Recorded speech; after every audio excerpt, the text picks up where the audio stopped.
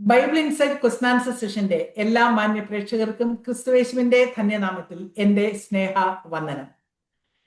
തിരുവെഴുത്തുകളെ സ്നേഹിക്കുന്ന ദൈവമക്കളുടെ മനസ്സിൽ ഉദിക്കുന്ന സംശയങ്ങൾക്കും ചോദ്യങ്ങൾക്കും വേദപുസ്തക അടിസ്ഥാനത്തിൽ ഉത്തരം കണ്ടെത്തി പ്രേക്ഷകരിലേക്ക് എത്തിക്കുക എന്നുള്ളതാണ് ഈ ചോദ്യോത്തര പങ്ക്തിയിൽ കൂടെ ഞങ്ങൾ ആഗ്രഹിക്കുന്നത്.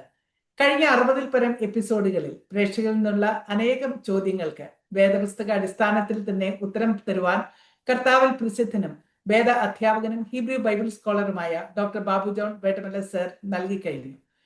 ഈ സെഷനിലും അദ്ദേഹം നിങ്ങളുടെ സംശയങ്ങൾക്കും ചോദ്യങ്ങൾക്കും ഉത്തരം പറയുവാനായി നമ്മോടൊപ്പമുണ്ട്. Welcome to this session sir. Sir, ഈ സെഷനിലെ ആദ്യത്തെ ചോദ്യം ഒരു ജനറൽ ആയിട്ടുള്ള ഒരു ചോദ്യമാണ്.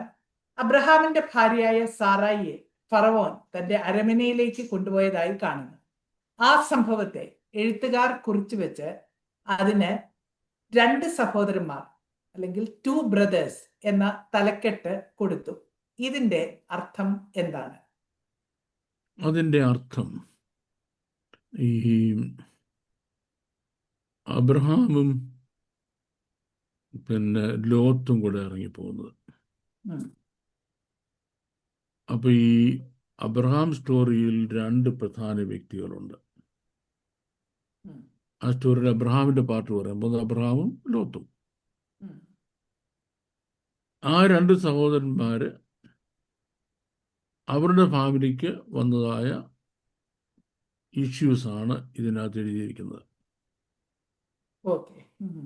അപ്പം തലക്കെട്ട് വായിക്കുമ്പോൾ പെട്ടെന്ന് ആൾക്കാർക്ക് തിരിച്ചറിയണം ആരുടെ കാര്യമാണ് പറയുന്നത്.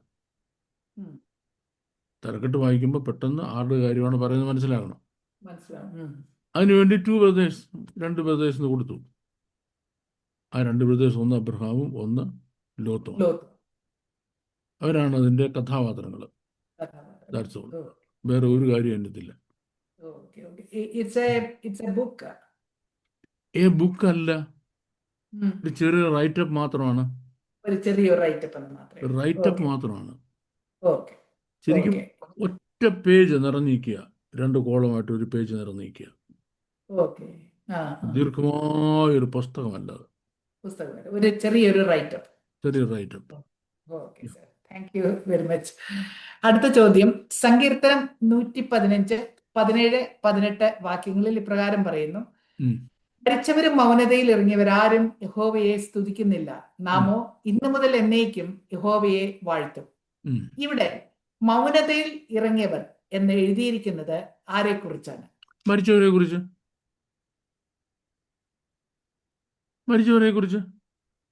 മരിച്ചവരെങ്ങോട്ടാ പോകുന്നത്?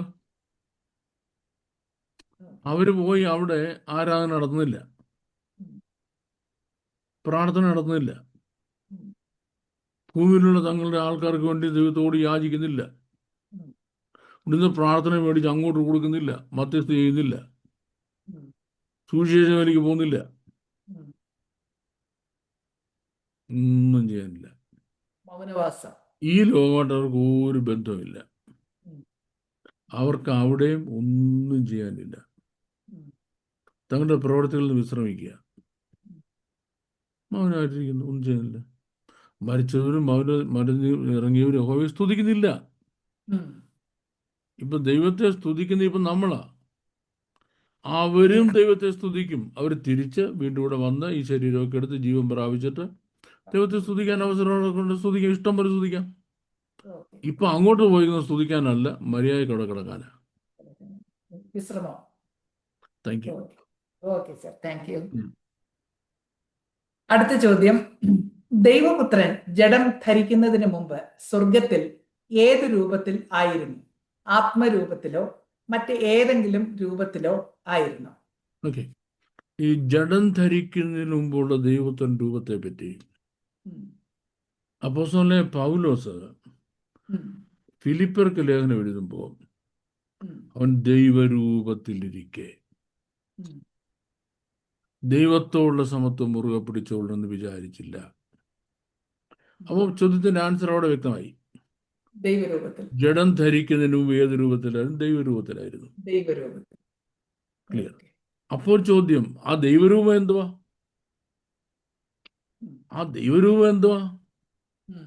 ആ ദൈവരൂപം എന്താണെന്ന് അറിയണമെന്നുണ്ടെങ്കിൽ നമ്മൾ വെളിപ്പാട് പുസ്തകം 4-ാം അധ്യായത്തിൻ്റെ 2-ാം വാക്യം വരണം. ഓക്കെ വെളിപ്പാട് പുസ്തകം 4-ാം അധ്യായം 2-3 വാക്യം വായിക്കുന്നുണ്ട്. വെളിപ്പാട് പുസ്തകം 4-ന്റെ 2-3 ഒന്ന് നോക്കി വായിക്കാൻ നോക്കുവാണ്. ഓക്കെ യാ വെളിപ്പാട് പുസ്തകം 4-ാം അധ്യായം 2-ാം വാക്യം. ഉം, ഉടനെ ഞാൻ ആത്മവിവശനായി, ഉം, സ്വർഗത്തിൽ ഒരു സിംഹാസനം വെച്ചിരിക്കുന്നതും ഉം, സിംഹാസനത്തിൽ ഒരുവൻ ഇരിക്കുന്നതും കണ്ടു. ഉം. ഇരിക്കുന്നവൻ കാഴ്ചയ്ക്ക് സൂര്യകാന്തത്തോടും ശ്രദ്ധിക്കണം. പത്മരാഗത്തോടും സദൃശൻ. ഇരിക്കുന്നവൻ കാഴ്ചയ്ക്ക് സൂര്യകാന്തത്തോടും പത്മരാഗത്തോടും സദൃശൻ. പത്മരാഗത്തോടും സദൃശം. സദൃശൻ. അപ്പൊ നോക്കണേ, അപ്പൊ ഇരിക്കുന്നവന്റെ ഭൂമി ജഡമെടുക്കുന്നതിന് മുമ്പേ കർത്താവിന്റെ സ്വർഗത്തിലെ ദൈവരൂപം. രൂപം എന്തുമായിരുന്നു? സൂര്യകാന്തത്തോടും പത്മരാഗത്തോടും പത്മരാഗത്തോടും തുല്യൻ. അടുത്തത് സിംഹാസനത്തിന്റെ ചുറ്റും കാഴ്ചയ്ക്ക് മരതകത്തോട് സദൃശമായ ഒരു പച്ചവില്ല്. ഒരു പച്ച വില്ല്, സിംഹാസന ചുറ്റും മരതക തുല്യമായ പച്ചവില്ല്. ഇനി അടുത്തത് സിംഹാസനത്തിന്റെ ചുറ്റിലും 24 സിംഹാസനം. ഈ ചുറ്റിലും 24 സിംഹാസനം, അതിന്റെ നടുക്ക സിംഹാസനത്തിൽ ഇരിക്കുന്നു. അടുത്തത് വെള്ളയുടുപ്പ് ധരിച്ചുകൊണ്ട് സിംഹാസനങ്ങളിൽ ഇരിക്കുന്ന 24 മൂപ്പന്മാർ, അവരുടെ തലയിൽ പൊൻകിരീടം. പൊൻകിരീടം. തീർന്നില്ല. അടുത്തത് സിംഹാസനത്തിൽ നിന്ന് മിന്നലും നാദവും ഇടിമുഴക്കവും പുറപ്പെടുന്നു. ഈ മിന്നലും നാദവും ഇടിമുഴക്കവും പുറപ്പെടുന്നു. പിന്നെ ദൈവത്തിന്റെ 7 ആത്മാക്കളായ റൈറ്റ് നോക്കി. അപ്പം ഈ അറ്റ്മോസ്ഫിയറിൽ കാഴ്ചയ്ക്ക് സൂര്യകാന്തത്തോടും പത്മനാഭത്തോടും തുല്യന സദൃശ്യമായ ഒരു രൂപം. അതായിരുന്നു നമ്മുടെ വാഴ്ത്തപ്പെട്ട കർത്താവിന്. അതാ ദൈവത്തിന്റെ രൂപം. ആ ദൈവരൂപത്തിൽ തന്നെയായിരുന്നു ആര്? നമ്മുടെ വാഴ്ത്തപ്പെട്ട കർത്താവും എന്ന് ആര് പറഞ്ഞു? അപ്പോസ്തലനായ പൗലോസ് പറഞ്ഞു. അല്ലേ? ആണല്ലോ. ഇതിനപ്പുറം നമുക്ക് എന്താ തെളിവ് വേണ്ടിയത്? We don't want any more evidence beyond this. ഇത് മതി. കറക്റ്റ് ആയി കഴിഞ്ഞു. Thank you very much sir. വേദപുസ്തക വചനത്തിന്റെ അടിസ്ഥാനത്തിൽ തന്നെ വചനത്തിലില്ലാത്ത ഒരു ആൻസർ കണ്ടെത്തി നമ്മൾ പോകേണ്ട ആവശ്യമില്ല. നമുക്ക് മനസ്സിലാക്കാനുള്ള എവിഡൻസും ആൻസറും വചനം തന്നു കഴിഞ്ഞു. Already given. അതല്ലേ? അതേ പിടിച്ചു വെച്ചാൽ മതി. ഓക്കെ. Thank you. യൂദായുടെ ലേഖനം 9-ാം വാക്യം. എന്നാൽ പ്രധാന ദൂതനായ മീഖായേൽ മോശയുടെ ശരീരത്തെക്കുറിച്ച് പിശാചിനോട് തർക്കിച്ച് വാദിക്കുമ്പോൾ ഒരു ദൂഷണവിധി ഉച്ചരിപ്പാൻ തുനിയാതെ കർത്താവ് നിന്നെ ഫൽസിക്കട്ടെ എന്ന് പറഞ്ഞതേ ഉള്ളൂ. ഇതിന്റെ ഒരു വിശദീകരണം തരാമോ എന്നാണ് പ്രേക്ഷകൻ ചോദിച്ചിരിക്കുന്നത്. അത് അബ്സല്യൂട്ട് വിശദീകരണം വേണ്ടി തന്നെയാണ്. ആ പ്രേക്ഷകൻ അടുത്തുണ്ടായിരുന്ന ഞാൻ 2 ചോക്ലേറ്റ് എടുത്തു കൊടുത്തരും. അത്ര നല്ല ഒന്നാം തരം ജെനുവിനായ ചോദ്യമാണ് ഇത്. ഈ കോണ്ടെക്സ്റ്റില് പ്രധാന വ്യക്തി പ്രധാന ദൂതനായ മിഖായേല. പ്രധാന ദൂതനായ മിഖായേൽ ദൈവസന്നിധിയിൽ ദൈവത്തിൽ നിന്ന് ആജ്ഞ മേടിച്ച് പ്രവർത്തിക്കുന്ന ഒരാളാണ്. ദൈവം എന്തേ ഇഷ്ടപ്പെടുന്നു, ദൈവമക്കൾ എങ്ങനെയാകാവൂ, ദൈവത്തിന്റെ ശുശ്രൂഷന് എന്തേ പറയാവൂ എന്നതിനെപ്പറ്റി തികഞ്ഞ ബോധമുള്ള ആളാണ് ഈ ദൂതൻ. അപ്പം ദൈവം സിംഹാസനത്തിലിരിക്കുന്നു, ഭൂമി മിണ്ടായിരിക്കട്ടെന്ന്, എർത്ത് ബി ക്വയറ്റ്, മിണ്ടി പോരുത് അല്ലേ? അപ്പം എല്ലാ വിധിയും ആരാ പുറപ്പെടുവിക്കേണ്ടത്? ദൈവമാണ്. ആണല്ലോ. നമുക്ക് ഡിസേൺമെന്റിനുള്ള ഉള്ള അധികാരമേ തന്നിട്ടുള്ളൂ. ശരിയും തെറ്റും തിരിച്ചറിയാനുള്ള അധികാരം മാത്രമേ നമുക്ക് തന്നിട്ടുള്ളൂ. വിവേചനം മാത്രമേ തന്നിട്ടുള്ളൂ. വിധിക്കാൻ ആർക്കേ റൈറ്റുള്ളൂ? ദൈവത്തിന് മാത്രം റൈറ്റുള്ളൂ. അപ്പോ സാത്താനെ യഹോവ നിന്നെ ഫൽസിക്കുന്നു, ഞാനോ നിന്നെ ഫലിക്കുന്നില്ല. നമ്മുടെ ശുശ്രൂഷകന്മാർക്ക് പറ്റുന്ന വലിയൊരു പ്രോബ്ലം എന്ന് പറഞ്ഞാലേ അങ്ങ് ഫലിക്കുക. എവിടെ, എങ്ങനെ, ആര്, എന്താ ഒരു പിടിയില്ല. പിടിച്ചു വെച്ചങ്ങ് ഫലിക്കുക. നമുക്ക് തെറ്റ് ശരിയും വിവേചിച്ച് അതിനനുസരിച്ച് റെസ്പോണ്ട് ചെയ്യാനല്ലാതെ വിധിക്കാൻ റൈറ്റ് ഇല്ല. സമയത്തിന് മുമ്പേ ഒന്നും വിധിക്കരുത്. നിങ്ങൾ വിധിക്കരുത്. നിങ്ങൾ ഡിസേൺ ചെയ്ത കാര്യം മനസ്സിലാക്കൂ, തൻ്റെ ശരിയെന്ന് മനസ്സിലാക്കൂ. പക്ഷെ ഇവിടെ അങ്ങ് വിധിക്കുക. പ്രധാന ദൂതനായ മീഖായേലിനറിയാം വിധി എന്നുള്ളത് ദൈവത്തിനല്ല, അത് വേറെ ആർക്കും പറയാൻ അധികാരമില്ല, ആർക്കും. അപ്പം താൻ വിധിച്ചില്ല. അതുകൊണ്ടാണ് സാത്താനെ യഹോവ നിന്നെ ഫലിച്ചിരിക്കുന്നു, എന്നാൽ ഒരു ദൂഷണവിധി ഉച്ചരിക്കാതെ, ദൂഷണവിധി ഉച്ചരിച്ചില്ല. നമ്മുടെ ഭാഷ നീ മുടിഞ്ഞോടാ, നിന്റെ ആയുസ് ഗുണം വരത്തില്ല, നിന്റെ ആയുസ് നിനക്ക് വരത്തില്ല. അതാ നിനക്ക് ഇങ്ങനെ സംഭവിച്ചത്. ആർക്കെങ്കിലും ഒരു ദോഷം സംഭവിക്കും നമ്മൾ, അതാണ് അവൻ്റെ പ്രാർത്ഥന കുറവുകൊണ്ടാണ്, അവൻ്റെ ഉപവാസ കുറവുണ്ടാണ്, അവൻ ദശാംശം കൊടുക്കാത്തതുകൊണ്ടാണ്. ആയിരിക്കും, അല്ലെന്ന് ഞാൻ പറഞ്ഞില്ല. പക്ഷേ അങ്ങനെ വിധിക്കാൻ നമുക്ക് അധികാരമില്ല. We don't have. അതുകൊണ്ടായിരിക്കാം നമ്മൾ മനസ്സിലാക്കി, ഒരാളുടെ തെറ്റ് നമ്മൾ മനസ്സിലാക്കുമ്പോൾ ദൈവമേ അതിനെയൊക്കെ കൂടുതൽ ആ തെറ്റ് എൻ്റെ ജീവിതത്തിൽ ഉണ്ടായിരുന്നല്ലോ, എങ്കിലും എന്നെ ശിക്ഷിച്ചില്ലല്ലോ എന്നോർത്ത് നമ്മൾ ആ തെറ്റങ്ങ് കറക്റ്റ് ചെയ്യല്ലാതെ എന്തോ ചെയ്യരുത്, വിധിക്കരുത്.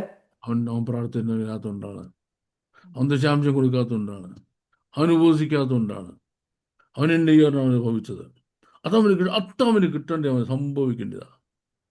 ഇങ്ങനെയുള്ള ഡയലോഗുകൾ പറയരുത്. നമ്മൾ പഠിക്കാനുള്ള ഏറ്റവും നല്ല എക്സാമ്പിളാണ്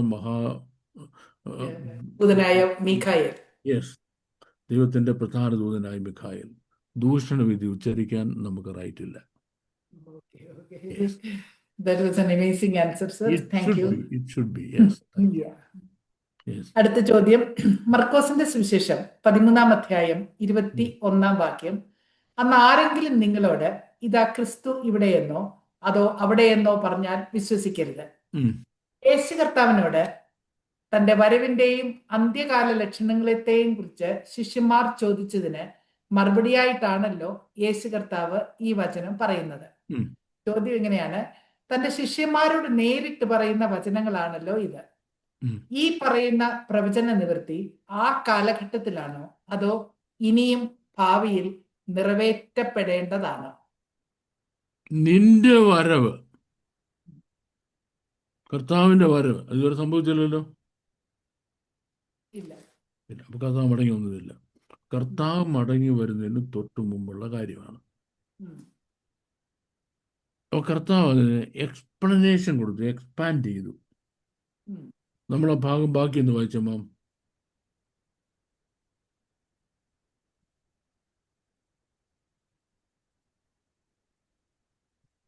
മർക്കോസിന്റെ സുവിശേഷം 13-ാം അധ്യായം 20-ാം വാക്യം. കർത്താവ് ആ നാളുകളെ ചുരുക്കിയിട്ടില്ല എങ്കിൽ ഒരു ജഡവും രക്ഷിക്കപ്പെടുകയില്ല. ആ നാളുകൾ ചുരുക്കിയില്ലെങ്കിൽ ഒരു ജഡവും രക്ഷിക്കുക. ആ നാളുകൾ അപ്പൊ കർത്താവ് റെസ്ട്രിക്റ്റ് ചെയ്ത നാളേതാ?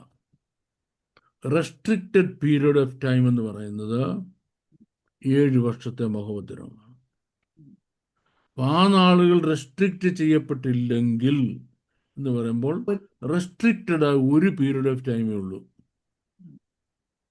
അത് മഹോദരകാലമാണ്. അതിനെ 7 വർഷം റെസ്ട്രിക്റ്റ് കൊടുത്തിരിക്കുന്നത്. കർത്താവ് 7 വർഷമായിട്ട് അത് റെസ്ട്രിക്റ്റ് ചെയ്തില്ല, 8ആയിട്ട് മാറ്റിയെങ്കിൽ ഒരൊറ്റ മനുഷ്യൻ ഭൂമിയിൽ ജീവനോടെ ബാക്കി കാണത്തില്ലായിരുന്നു. ഓക്കെ, അപ്പം നമ്മൾ മനസ്സിലായിട്ട് ഏത് കാലത്തെ പറ്റിയാണ് പറയുന്നത്?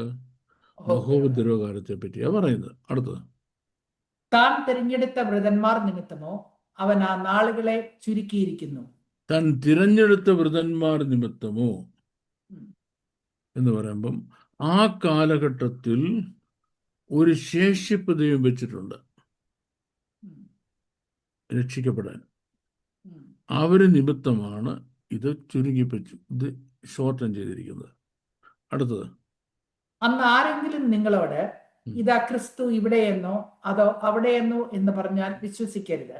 ശ്രദ്ധിച്ചോണേ, നില്ല. അന്ന് ആരെങ്കിലും നിങ്ങളോട് ദാണ്ട ക്രിസ്തുവോടെ വന്നു ഞാൻ അങ്ങോട്ട് പോയേക്കരുത് പിടികിട്ടി എന്ന് മഹോദര കാലത്ത്. ഇത് നമ്മൾ ഇപ്പോൾ എടുത്തതെന്നറിയാമോ? നമ്മുടെ ഉടായിപ്പ് സഭയിൽ 3 പേരേ ഉള്ളൂ. മറ്റവന്റെ സഭയിൽ 100-300 ആൾക്കാരുണ്ട്. നമുക്ക് ഈ കുശുമ്പാ. നമ്മൾ പറയും ഇതാ ക്രിസ്തു ഓടുന്നു പറഞ്ഞാൽ പോകരുത്, ഇതാ ഇവിടുന്ന് പറഞ്ഞാൽ പോകരുത്. ചേട്ടാ എവിടെ പോകരുതെന്ന് പറഞ്ഞേ? മഹോദര കാലത്ത് ഒരുപാട് കള്ളക്രിസ്തുകൾ എഴുന്നേക്കും. കള്ളക്രിസ്തുകൾ എഴുന്നേറ്റ് ഞാൻ ക്രിസ്തുവാന്ന് പറഞ്ഞു വരുന്നുണ്ടേ നിങ്ങൾ അവൻ്റെ പുറകെ പോകരുത് എന്ന് മഹോദര കാലത്ത്. ഇത് മഹോദരം തുടങ്ങിയാൽ ഇപ്പൊ കൃപായുഗമാ.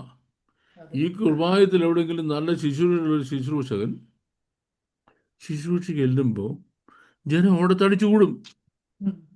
ഇതിന് ഒരു നല്ല ആത്മീയ ശുശ്രൂഷ അനുഭവിക്കാൻ. ഈ 2 കാര്യമാണ്. ഈ നമ്മളിലുള്ള ഒരു ഗോഡ് പാർട്ട് എന്ന് പറയുന്നുണ്ടല്ലോ, നമ്മുടെ ആത്മാവ്. ഈ ആത്മാവിന് ഒരിക്കലും പരിശുദ്ധാത്മ നിറവിനോടുള്ള ദാഹം തീരത്തില്ല. ഒരിക്കലും ദാഹം തീരത്തില്ല. ആത്മീയ സന്തോഷം എന്ന് പറഞ്ഞാൽ ഒരിക്കലും അനുഭവിച്ച് തീർക്കാൻ പറ്റത്തില്ല. 2 വചനം. ഈ ദൈവസന്തതിയായവൻ ദൈവവചനം കേൾക്കും. ഞാൻ നല്ലൊരു അഗ്രേറിയൻ ഫാമിലിയിൽ നിന്ന് വരുന്ന ഒരാളാണല്ലോ. ഇപ്പം ഈ പശുക്കളൊക്കെ അങ്ങോട്ട് പ്രസവിച്ചു കഴിഞ്ഞാൽ നമ്മളൊന്നും ചെയ്യണ്ട. ഈ കിടാവ് കണ്ണുപോലും കാണത്തില്ല. ഇങ്ങനെ ചെയ്തിട്ട് നേരെ തലയുടെ അകടെ ചെല്ലും. അങ്ങോട്ട് കുടിക്കാൻ തുടങ്ങിയാൽ ഇന്ന് വരെ ഒരു പശുക്കിടാവ് കേട്ടോ, പശുവിൻ്റെ കുട്ടി പാല് നിറഞ്ഞിട്ട് അവിടെ നിന്ന് മാറിയിട്ടില്ല, മാറത്തില്ല. അങ്ങനെ കുടിച്ചാൽ അതിന് തന്നെ ദോഷം ചെയ്യും. കാരണം നമ്മൾ അതിനെ പിടിച്ച് മാറ്റുക അല്ലാതെ അതും മാറത്തില്ല. ഇതാ വചനമെന്ന മായമില്ലാത്ത പാൽ. അത് നല്ലതുപോലെ നമ്മൾ വചനം പ്രസംഗിക്കുന്ന ഒരു ദൈവദാസൻ ദൈവവചനം പൊരുൾ തിരിക്കാൻ തുടങ്ങിയാൽ എത്ര മണിക്കൂറുകളാണ് ദൈവമക്കൾ ഇരിക്കുന്നത്. ഈ പെന്തക്കോസ്തിൻ്റെ ആദ്യകാലത്തൊക്കെ എന്ന് പറഞ്ഞാൽ എൻ്റെ ഗ്രാൻഡ് ഫാദറൊക്കെ പറഞ്ഞ് കേട്ടിട്ടുണ്ട് 10 മണിക്കാണ് സഭായം തുടങ്ങുന്നത്. മുട്ടയിൽ അങ്ങോട്ട് ഇരുന്നാൽ 4, 4:30, 5 മണിയാകുമ്പോഴേ സഭായം തീരത്തുള്ളൂ.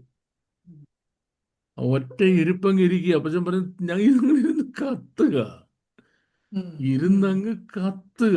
എന്തുവാണത്? വലിയ വിദ്യാഭ്യാസമില്ലാത്ത സാധാരണക്കാരായ നമ്മുടെ ദേവദാസന്മാരാ. അവരങ്ങോട്ട് ദൈവവചനം പ്രസംഗിക്കാൻ തുടങ്ങിയാൽ എൻ്റെ കർത്താവേ എന്തുവാ. എനിക്കൊരു 3-4 വയസ്സുള്ളപ്പോഴാണ് ആദ്യമായിട്ട് ഞാൻ കൺവെൻഷന് പോകുന്നത്. അപ്പോൾ റാന്നിയിൽ പേട്ടച്ചന്ത എന്ന് പറയുന്ന സ്ഥലത്ത് IPCയുടെ ഡിസ്ട്രിക്ട് കൺവെൻഷനാണ്. TK ദാനിയേൽ അപ്പച്ചൻ എന്ന് പറയുന്ന അപ്പച്ചനെ പ്രസംഗിക്കുന്നത്. അമ്മ വീട്ടിൽ നിന്ന് കൺവെൻഷൻ വന്നിട്ട് ഞാനും കിടന്ന് നനച്ചു. ഈ ചെറിയുള്ള പെരുക്കി ചെറുക്കനെ കൊണ്ട് എന്തോ കാര്യം സാധിക്കും, അതൊന്നും മനസ്സിലാകത്തുമില്ല. ചുമ്മാ ഒരു ചോറിയും കുത്തിയിരിക്കുമെന്നുകൊണ്ട് എല്ലാവരും പറഞ്ഞു പോണ്ട നീ ഓടിക്കണമെന്ന് പറഞ്ഞു. അപ്പോൾ എൻ്റെ ഗ്രാൻഡ് ഫാദർ പറഞ്ഞു അങ്ങനെ അല്ല, അവനെ കൂടെ കൊണ്ടുപോകാൻ പറഞ്ഞു. അപ്പച്ചൻ നേരത്തെ എന്നെ ബൈബിൾ വായിക്കാൻ പഠിപ്പിച്ചു. ഞാൻ ഒന്നും പോലും പോയിട്ടില്ല നേരം.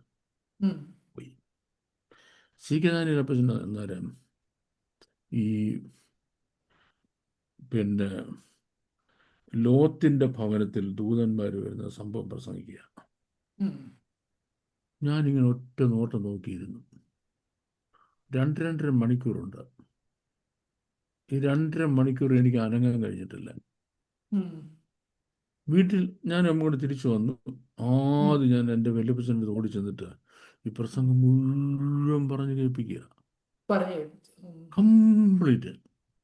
അപ്പച്ചൻ അമ്മയോട് പറഞ്ഞു അവനെ കൊണ്ടുപോയില്ലായിരുന്നെങ്കിൽ എന്തോ ഒരു നഷ്ടമാണ് വരുന്നത്.